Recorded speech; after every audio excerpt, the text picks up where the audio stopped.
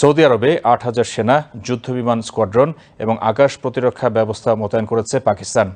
বার্তা সংস্থা রয়টার্স বলছে, পারস্পরিক প্রতিরক্ষা চুক্তির আওতায় এই সামরিক মোতায়েন করা হয়েছে।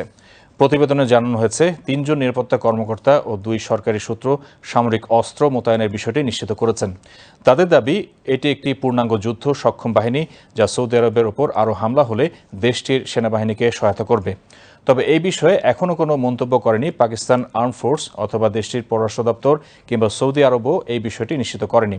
রয়টার্স বলছে, প্রায় ১৬টি যুদ্ধবিমান নিয়ে একটি স্কোয়াড্রন সৌদি আরবে পাঠিয়েছে পাকিস্তান।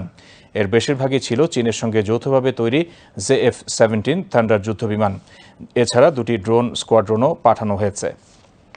সূত্রের তথ্য অনুযায়ী মোতায়েনকৃত বাহিনীতে প্রায় ৮,০০০ সেনা সদস্য রয়েছে।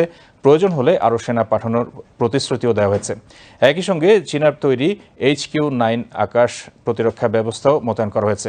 রয়টার্স জানায়, এসব সামরিক সরঞ্জাম পাকিস্তানি সেনা সদস্যরাই পরিচালনা করছে এবং এর অর্থায়ন করছে সৌদি আরব।